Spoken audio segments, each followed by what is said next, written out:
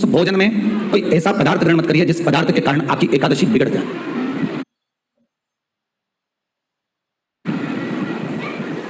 कोई बेकार भोजन में ग्रहण नहीं करना, श्रेष्ठ भोजन ग्रहण करिए 10 मिनट। और एकादशी का दूसरा नियम बहुत ध्यान से सुनिएगा।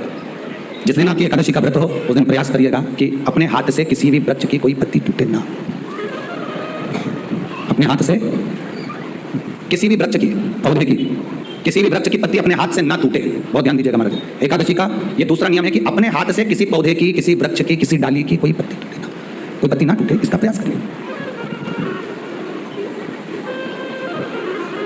कितना सुंदर व्याख्यान कहा है, कितना सुंदर वर्णन है महाराज कि मात्र एकादशी का व्रत कर लेने पर, मात्र एकादशी का व्रत कर लेने पर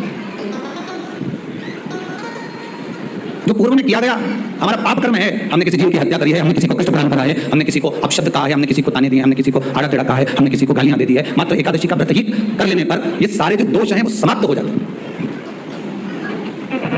सारे दोष हमारे समाप्ति पर आ जाते हैं।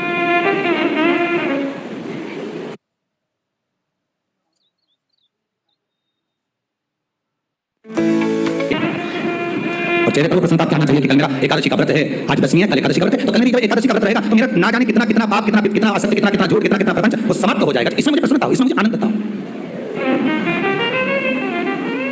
तो क्या कहा गया कि प्रयास करिएगा कि एकादशी के दिन कोई वृक्ष की, कोई डाली की, कोई कोपल की कोई पत्ती ना तोड़ी जाए। क्यों? तो कहा अगर उस पत्ती को हम तोड़ देते हैं, वृक्ष की पत्ती को या क्यारे में लगी हुई कोई डाली की पत्ती को हम तोड़ देते हैं तो एकादशी का पुण्य फल प्राप्त नहीं होता, एकादशी का कोई फल हमारे खाते में नहीं जाता, पुण्य फल प्राप्त। अब फिर वाले तुम चाहे तुमने मोरधन खाया हो, चाहे तुमने फिर चिप्स खाई हो, चाहे तुमने फिर व्रत का कितना ही सामान खा गए हो, तुमने सोचा कि आज मेरी एकादशी है, तो फिर उसका कोई फल प्राप्त नहीं, उसका कोई सुख प्राप्त नहीं आपको, फिर उसका कोई आनंद प्राप्त नहीं आपको, फिर उसमें कोई आनंद की अनुभूति आपको नहीं मिल रही,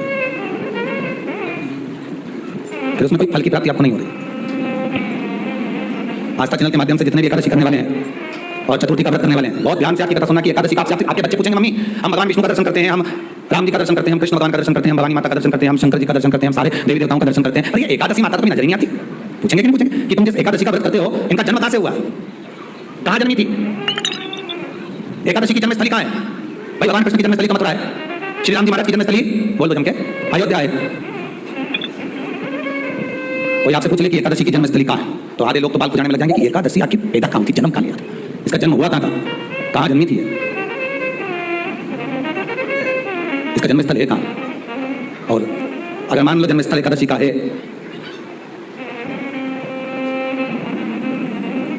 और एकादशी अगर जन्मी है, उसका जन्म हुआ है और दुनिया के लोग इतना व्रत करते हैं, उपवास करते हैं, तो फिर इसका जन्मस्थल कहां होगा? तो कहा इसका जो जन्मस्थल है वो बद्रीनाथ। कहां पर है? बद्रीनाथ। और उस बद्री विशाल में भी एक गुफा जिसका नाम है हेमवती। क्या नाम है? हेमवती। उस गुफा में एकादशी का जन्मस्थल है। बद्री विशाल में हेमवती गुफा जो 12 योजन अंदर प्रवेश करने जितनी है, 12 योजन की गुफा के अंदर, हेमवती के अंदर एकादशी का प्रकट हुआ था, एकादशी का जन्म हुआ था। अब तो बता सकते हो ना कि कोई पूछे राम जी का जन्म अयोध्या में हुआ, भगवान कृष्ण का जन्म मथुरा में हुआ, और कोई पूछ ले आपका जन्म कहां हुआ था, हम कह सकते हैं सियोर में हुआ हमारा। और आपसे पूछे कहां हुए तो इंदौर में हुए, देवास में हुए, मुंबई में हुए, मुंबई में हुए, पुणे में हुए, आपका पता है। पर बच्चे आपसे पूछ रहे मम्मी तो इतनी एकादशी का व्रत करती है, एकादशी का व्रत करती है और सबको करा देती है कि बल्लभपुर की एकादशी करो, बल्लभपुर जैसे चलो एकादशी करो, और सबको एकादशी कराया। तो कोई पूछ ले कि एकादशी का जन्म कहां हुआ था, तो आप कह सकते हो कि बद्री विशाल में, हेमावती में, बद्री विशाल के हेमवती गुफा के अंदर जो 12 योजन की गुफा है, उस गुफा में एकादशी का जन्म हुआ। कब हुआ?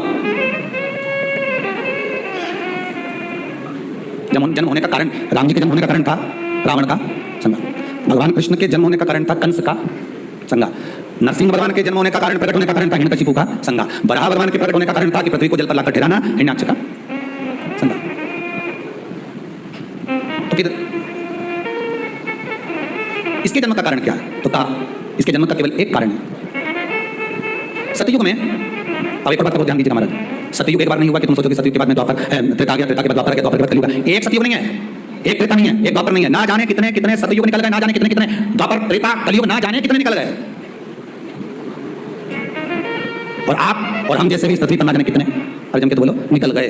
पृथ्वी वहीं की वहीं है, जिस मकान में रहते हो वो मकान भी वहीं की वहीं है, बस कभी कभी एकदम फ्लैट हो जाता है, फिर उससे वापस बन जाता है, फिर क्लीन, फिर बन गया, फिर क्लीन, फिर बन गया। ना जाने कितने कितने कितने कितने जन्म हम ले चुके हैं और हमारे भी आगे कितने कितने जन्म होते रहेंगे। जमीन वहीं की वहीं रह जाएगी और अपन चले, बस वो जगह वहीं रहेगी जो पहले परदादा जी की थी, दादाजी को मिल गई, दादाजी की थी, पिताजी को मिल गई, पिताजी की थी, उनके बेटे को मिल गई, उनके बेटे से उनको बेटे को मिल गई।